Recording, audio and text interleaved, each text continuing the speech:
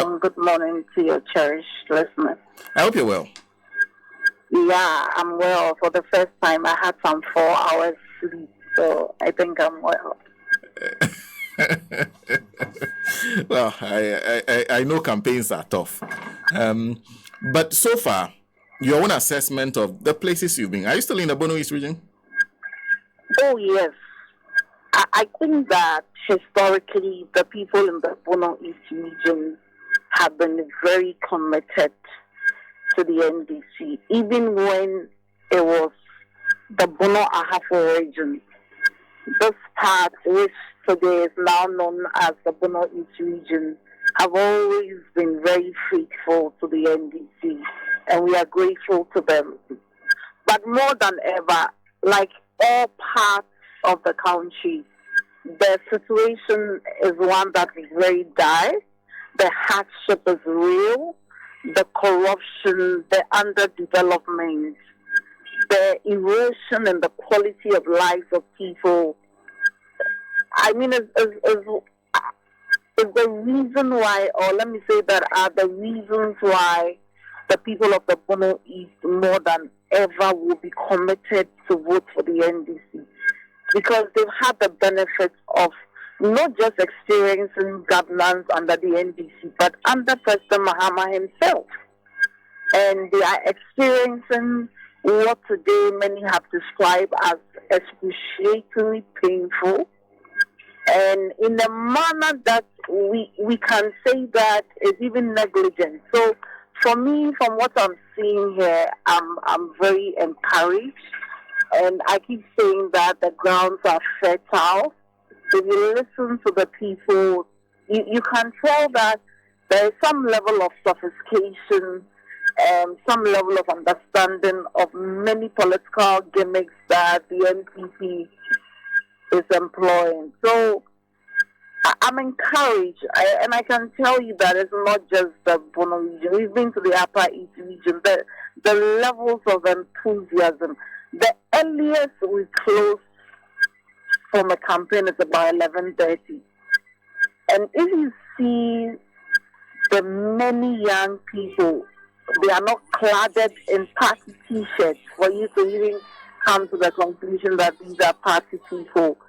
How they wait, some even wait from 3 p.m. through to 11 p.m.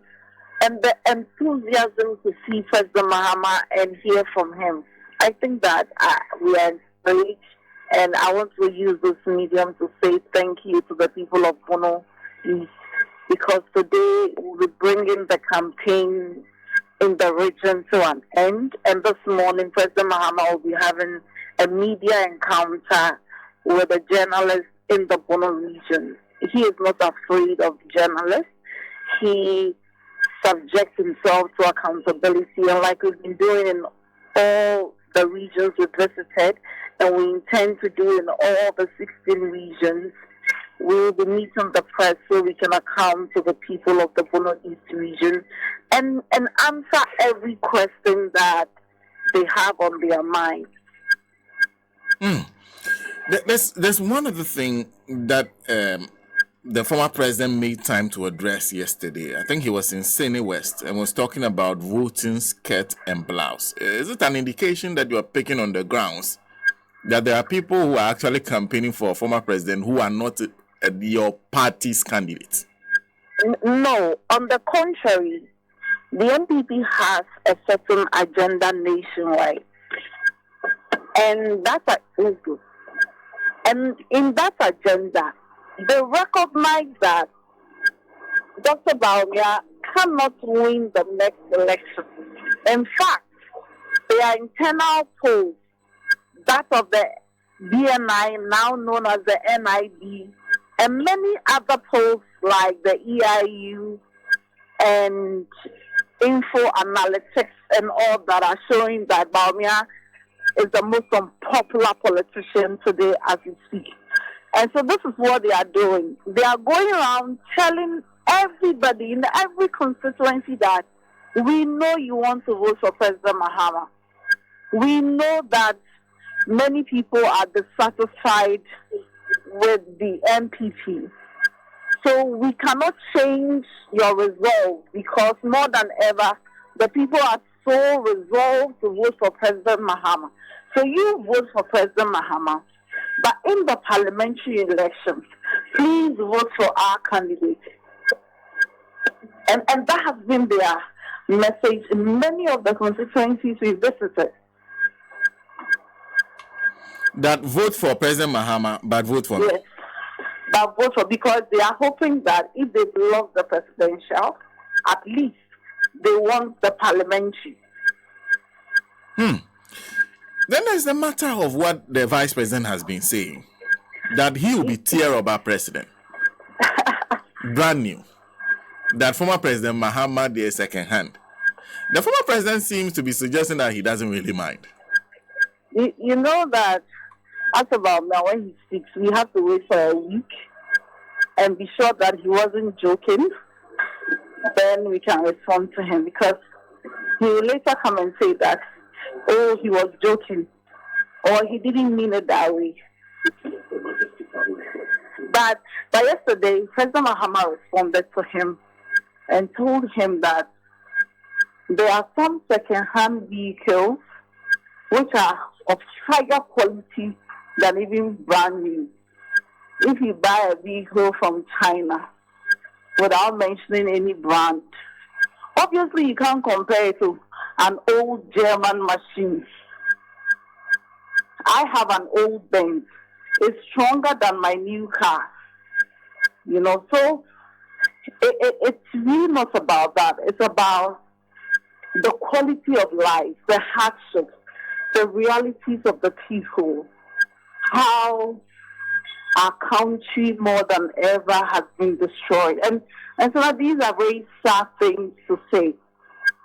When you look at the quality of people who you knew, who had their businesses running, who were working in the banks, who had something doing, and everyone has practically become like a beggar.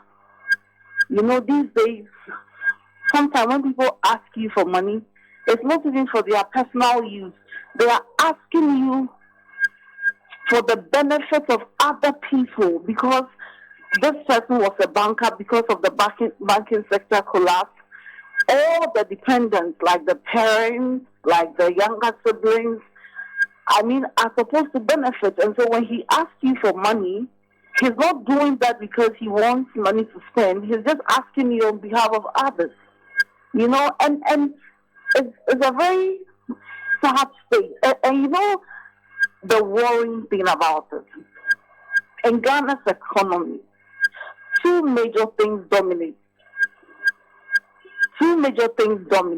The cocoa sector and the oil sector.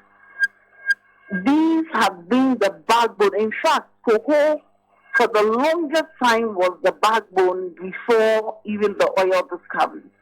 And then you have a vice president, you have a flag bearer, and you have someone who claims to be an economist say that the major sector that holds your economy, I have no knowledge about it.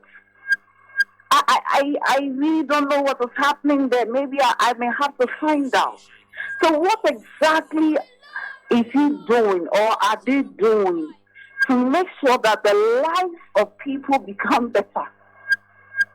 And it's a sad reality. And if you look at the process of the MPP parliamentary candidates around, many of them do not have Bawumia on it. In Nkranza North, for instance, their PC, there was no single poster with Bawumia on it.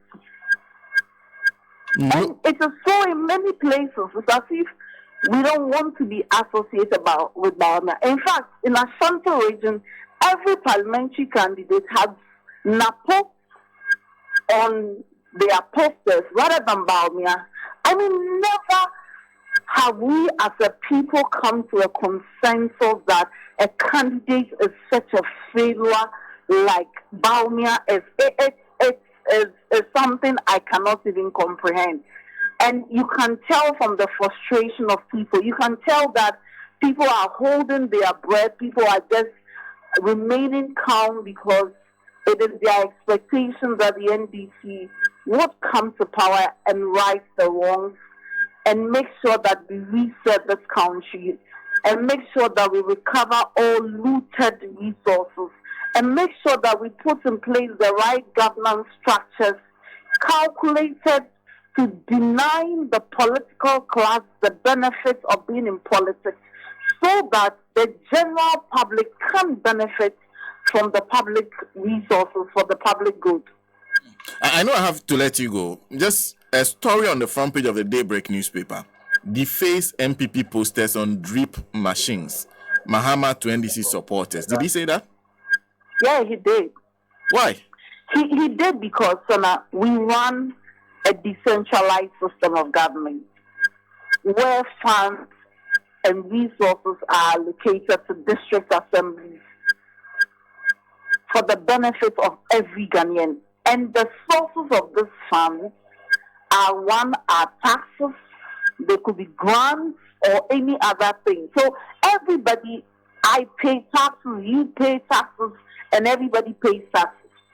When government takes those taxes and they buy equipment, albeit for political purposes and for winning elections, you do not go and brand those equipment as MPP equipment for the benefit of MPP parliamentary candidates and MPs. You don't do that because you did not buy it with the MPP dues. And we, the NDC, sometime in 2015 and 2016, bought some of these equipment for the assembly. The reason many never even heard about it was that it was not politicized. We didn't have to put the NDC flags on. What we understood was bringing development to the local people. And so if the MPP would not learn to do away with naked partisanship, then we will have to force them to do the right thing. I mean, this is a party that is led by a president that says that if you don't vote for me, I will not bring development. If you don't vote for me and there is a disaster in your region and in your constituency, I would only come out of a sheer obligation that I ought to be here because I'm president and not because you vote for me. That if I was bringing any development in your community, I would stop because in the last election, you did not vote for me. I mean, how low can we get? Every time we've gotten to the lowest level, it is because the MPP has set the bar as a new low. So President Mahama is saying that he's urging them, the district assemblies, the municipal assemblies, the metropolitan, that do not politicize these things. They are for the benefit of everybody because the source of the funding is our taxes. But if you want to politicize it, then we have every duty in law, in equity, by our conscience to make sure that we compel you to do the right thing. But Dr. Bawumia says it's his brainchild. If it's his brainchild, why won't his species... What is his brainchild? Something that has been done by almost every government. Well, what is brainchild? So he is so sharp and is a brainchild of this, but for some reason he doesn't have ideas on how to bring the economy back. That today the cedi to a dollar is 16 cedis, 60 pesos heading to 17 cedis. That today unemployment is at all-time high. That today inflation is swallowing us with food inflation almost at 50-something%. That these works that he can do, he certainly cannot channel them to making the life of the Ghanaians better. If he can't even make it better, then at least we say that leave the status quo ante. Leave it as you saw it. If you cannot make our lives better, do not make it worse. You know, so as for Dr. Bawumia, I think that he's not a very serious person, with all apologies to him. I think that he doesn't understand the weight of the work and the demands of the presidency. In all honesty and with all due respect to him, I think that he lacks a basic appreciation of what the role of the president and the vice president ought to be and is, because otherwise, I mean, this man is everywhere saying, I brought Ghana card, which is a lie. Ghana card was, conceived long before he could think about politics. And he could say it. This is a man who would say, I've created 2.1 million jobs. On another breath, I've created 2.3 million jobs. On another breath, he has a different thing altogether to say. And all these are lies. This is a man who stood and said that we don't need to borrow to fund our infrastructure. We just have to toll the roads.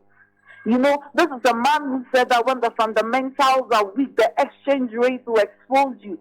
But he says that when the exchange rate is exposing you, it's not because the fundamentals are weak. I mean, how long would it take all of us to know that all is not well, that certainly there is something wrong, that we have to do some introspection? And for me, I think that the 2024 election presents the country an opportunity to test our levels of sanity and tolerance.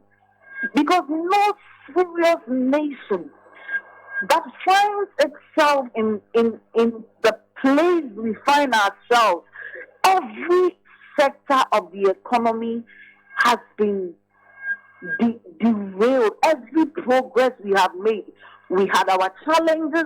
We are a third world country. We had very basic things. For instance, I can give you a clear example. The NDC added 77 million gallons of water to the national production.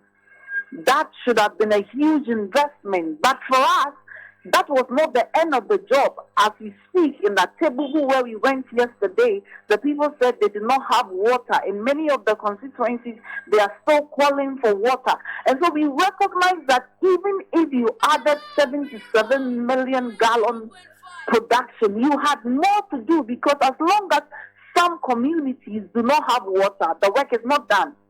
And then you have a government that has caused water production to decline from 70% to 40%, say that, you know what, I have done well, and so I need to be upgraded, and we think all is well. You have a government that bastardized a man under whom unemployment was 8.4% and said that we cannot stand this. Say that, you know what, you've done so well, because under us, it has doubled to 14.7%. And we want to believe everything is well. You have a government that has eroded every democratic gain, has eroded every confidence in independent institutions. The very fiber of our democracy is threatened. And some way, somehow, they pride themselves in what, I don't know how to describe the achievement or whatever. The gaslighting is too much. It tells you all is not well. I think that the NPP thinks we are all hypnotized, and for some reason, we will all believe the lies. But I want to say that if you're a Ghanaian listening to me, and this will be my concluding remarks so I can run away to another radio station, it's about time, with anger and hunger, we vote against the NPP. We show them the exit, and we make sure that the margin is so huge so that all political parties will learn that power is meant to make the lives of people better. That for every power gain, there ought to be an improvement of what you inherited, and not for political parties to erode all our gains and come gaslighting us. I think we ought to reject that. And we owe this as a moral obligation to ourselves, to our nation, and to even children unborn, that we have to come on board to make history. Thank you. Thank you very much for speaking to us. Thank you, sir. Beatrice Annan is deputy spokesperson for the John Dramani Mahama campaign. They are currently still in the Bono East. They'll be doing a media encounter.